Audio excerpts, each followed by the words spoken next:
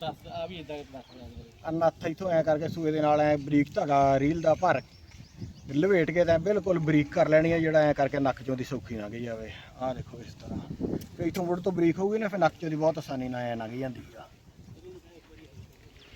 ਉੱਥੇ ਆ ਤੈਨੂੰ ਹੁਣ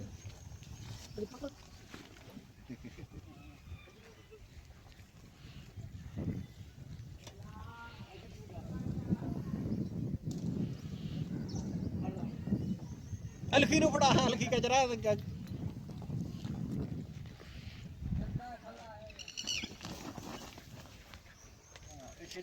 ਬਸ ਇੱਥੇ ਰਹਿਣ ਦੇ, ਨਾ ਹੀ ਵਿੱਚ ਉਹਦੀ ਮੂੰਹ ਨਹੀਂ ਵੜਦਾ ਤੇ ਨਾ ਵੜ, ਇੱਥੇ ਰਹਿਣ ਦੇ।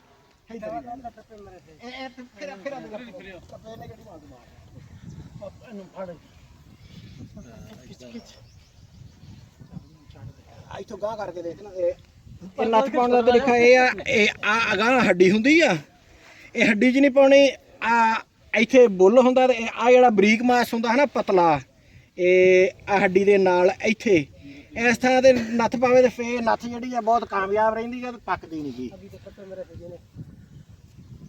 ਇਹ ਜੀ ਸਾਡੇ ਚੱਕ ਦਾ ਮਸ਼ਹੂਰ ਚੌਧਰੀ ਮੁਹੰਮਦ ਯੂਨਸ ਨਾਥੜੀ ਆ। ਆ ਵੇਖ ਇਹ ਨੱਥ ਇੱਥੇ ਪਾਈ ਹੋਵੇ ਤੇ ਫਿਰ ਲਹੂ ਵੀ ਨਹੀਂ ਨਿਕਲਦਾ ਤੇ ਬਿਲਕੁਲ ਹੱਟਦੀ ਬਹੁਤ ਚੰਗੀ ਆ।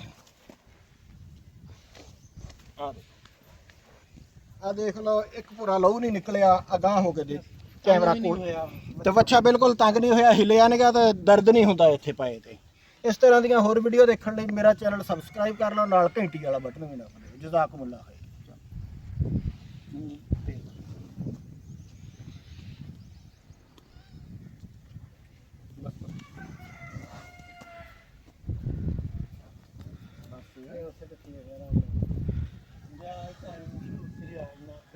ਉਹ ਹੱਡੀ ਜੀ ਪਾ ਨਾਲ ਕਈਆਂ ਦੇ ਹੱਡੀਆਂ ਹੀ ਪਾਈ ਉਹਨੇ, ਬੱਚਿਆਂ ਦੀ ਜਾਨ ਕੱਢ ਦਿੰਦਾ ਯਾਰ। ਆਹ ਤਾਂ ਪਤਾ ਹੀ ਨਹੀਂ ਲੱਗਾ ਸੰਦਰ ਵੀ ਦੋਨਾਂ ਬੱਚਿਆਂ ਨੂੰ। ਹਾਂ ਇਹ ਕਿੰਨਾ ਤਾਂ ਮੈਂ ਖੜ ਕੇ ਨਾ ਇਹ ਪਵਾਇਆ ਵੀ ਜਿਹਦਾ ਕਿ ਸਵਾਨਨ ਦੇ ਨਹੀਂ ਹੁੰਦਾ, ਇਹ ਸਵਾਨਨ ਇਹ ਨਾ ਟਿਕਾਣੇ ਤੋਂ ਦੀ ਕਿ ਜਾਨਵਰ ਨੂੰ ਤੰਗੀ ਨਹੀਂ ਹੁੰਦੀ।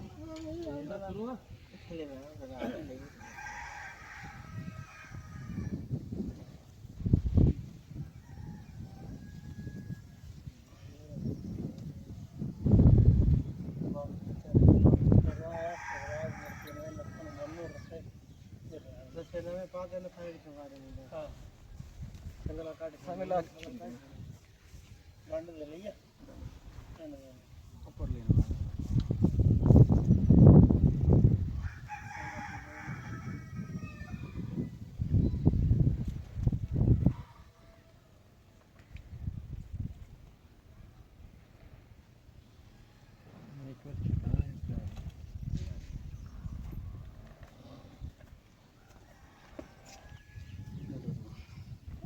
सारे लोग